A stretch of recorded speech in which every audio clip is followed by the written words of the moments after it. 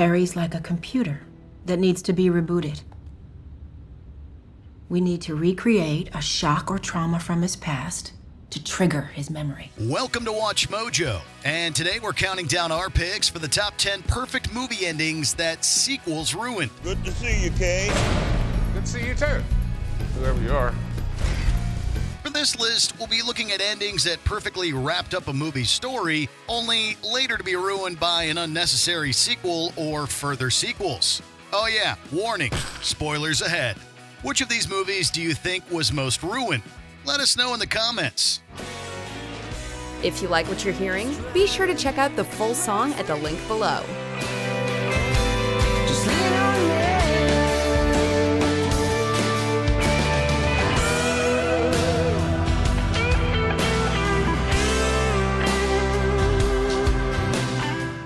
Number 10, X-Men Apocalypse and Logan.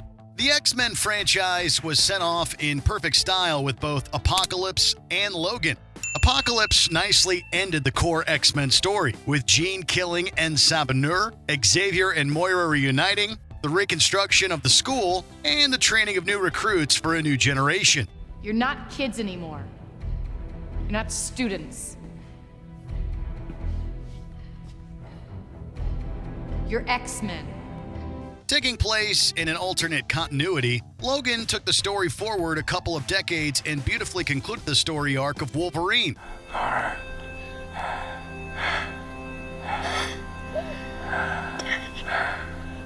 Really, the X-Men series should have ended on its melancholic note, but then Dark Phoenix came along with its sloppy story and sapped the goodwill that Logan had built up.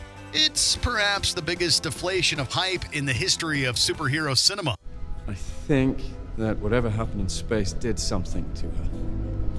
In the process, those walls that I erected are being torn down. Number 9, The Blues Brothers. Some things should be left well enough alone, and sometimes sequels should not be made many years after the original.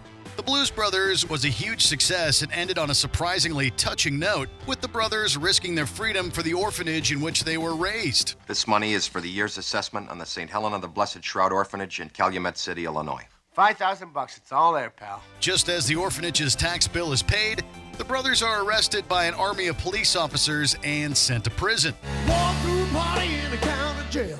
Prison man was there, they began to wail. The unnecessary sequel tarnishes this bittersweet ending and turns oddly tragic. Elwood learns that Jake died in prison, and the orphanage that they had sacrificed a quarter of their lives for has closed. Is that Elwood Blues? Yes, sir. Released yesterday. Did you tell him about Jake? No, sir. I thought you told him. Without the charms of Belushi, this sequel should never have been made. Number 8, Men in Black. And speaking of surprisingly touching endings, Men in Black has a great one. It's revealed that Kay was actually training Jay to be his replacement, not his partner, as Kay wishes to return to civilian life without the knowledge of aliens. Hey. I've just been down the gullet of an interstellar cockroach, kid. That's one of 100 memories that I don't want. Jay honors his request and neuralizes Kay with a glum goodbye before carrying on with Laurel. See you around, Jay.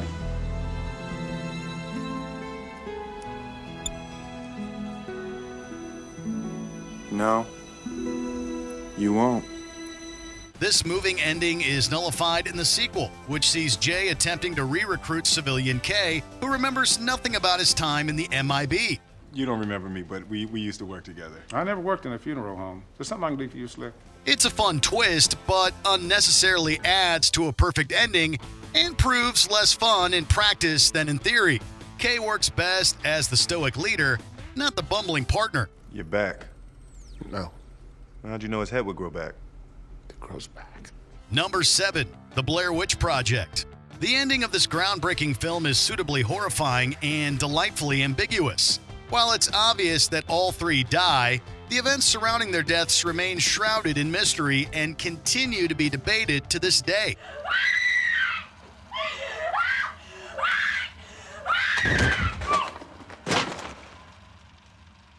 And then the grossly unnecessary sequels completely bungled the series' mythology with a string of bad stories. Book of Shadows is a metafilm that recontextualizes the original and presents it as the hit movie that it was. Fans of the original travel to Burkittsville as movie tourists and seek out the locations of the original Blair Witch Project. So now Blair Witch fans are not only flocking to the multiplex, they are flooding the little town of Burkittsville, Maryland. Blair Witch then came along nearly 20 years later and ignored the meta nature of Book of Shadows by serving as a direct sequel. But by that point, nobody much cared anymore. For as long as I've been friends with James, he's wondered what happened to her. His continued search to find closure and answers to his sister's disappearance is the subject of this documentary. Number 6, Speed. If Blues Brothers 2000 and Speed 2 teach us anything, it's that most sequels should never be made without all the original stars. It was just a situation in life where I got the script and I read the script and I was like, ah! Starring Keanu Reeves as Jack Traven, the original Speed is a beloved action film and ends on a perfect note with Jack romantically embracing Annie in the derailed train.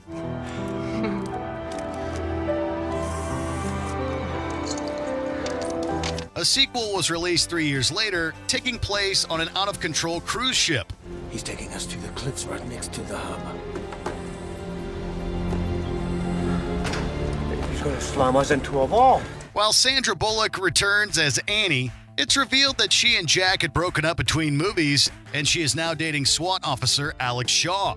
The lack of Jack Traven is just a major loss. Jason Patric does what he can, but he just can't replace Keanu Reeves. Number 5, Kingsman: The Secret Service.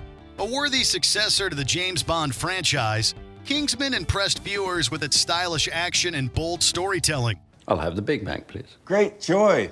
But nothing beats 2 cheeseburgers with secret sauce.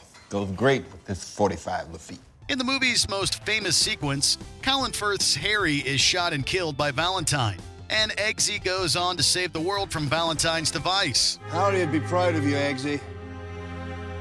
He was right. But the movie was enormously popular, and Firth's character widely beloved. So they brought him back in the Golden Circle through the use of some magical bag that has the power to heal fatal head wounds. It was a little too contrived and a little too fan-servicey. And as we learned from Men in Black 2, the beloved character having amnesia and forgetting his past life trope doesn't really work out. How do you do? We met before?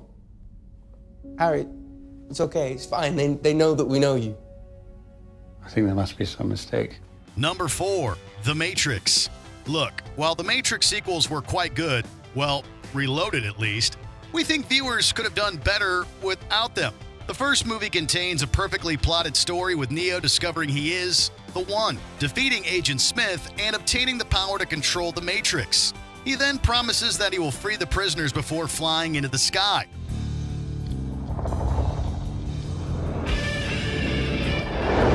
It's a badass ending, and while it keeps the story open, it concludes Neo's character arc in a spectacular manner. I'm not the one. Sorry, kid. You got the gift.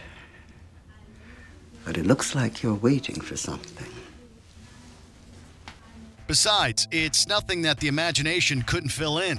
But then we got Reloaded and Revolutions, 2 increasingly convoluted sequels that needlessly expanded on the series' mythology and ended Neo's story with clumsy religious symbolism.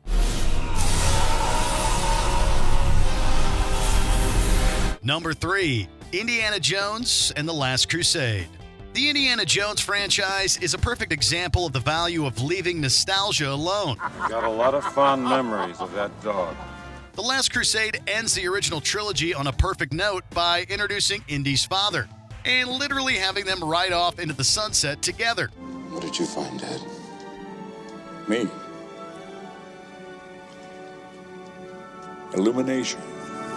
That's the ending that we had for 20 years, and everyone was happy with it. And then came Kingdom of the Crystal Skull. While certainly not a bad movie, many fans were not pleased with the new entry.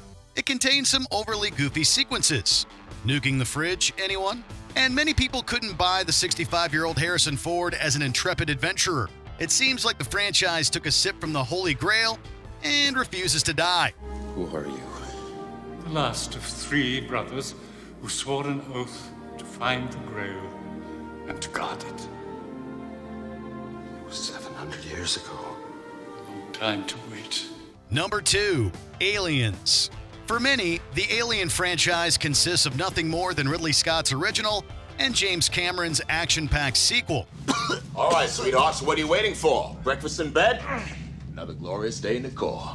Cameron ends the story on a happy note with Ridley blasting the Queen into space and riding back to Earth with her new family of Newt, Bishop, and Hicks. Are we gonna sleep all the way home? All the way home. Can I dream?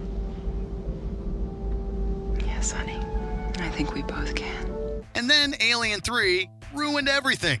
The filmmakers thought, how could we open this movie in the darkest way possible? And came to a conclusion. Have the escape pod crash on a prison planet and kill everyone but Ripley. Where are the others? They didn't make it. What? They didn't survive. It's an extremely controversial opening that ticked off many people, including James Cameron and Michael Biehn. Even director David Fincher has disowned the movie. Let's take a page out of his book and pretend that it doesn't exist. Before we continue, be sure to subscribe to our channel and ring the bell to get notified about our latest videos. You have the option to be notified for occasional videos or all of them. If you're on your phone, make sure you go into your settings and switch on notifications. Number 1, Terminator 2, Judgment Day. James Cameron knows how to conclude a story. Just like the Alien franchise, many people consider the first 2 Terminator films as the only canon entries in the series. Terminator 2 ends the story perfectly with the prevention of Skynet, the death of Model 101, and the renewed hope within Sarah Connor. The unknown future rolls toward us. I face it for the first time with a sense of hope. With T2, Judgment Day was officially prevented. But the story continued with increasingly convoluted reboots, direct sequels, and sequels that ignored previous continuities to form new timelines. We're running coordinates. We should have them for you momentarily. Los Angeles, 1984. Los Angeles, May 12th, 1984. By now, the Terminator franchise is a sloppy and meandering mess that requires a flowchart to make sense of. And to think we had the perfect ending all the way back in 1991. Because if a machine, a Terminator, can learn the value of human life, maybe we can too. Do you agree with our picks? Let us know in the comments. And hey, if you're a fan of the song playing right now, be sure to check out the music video for it right here.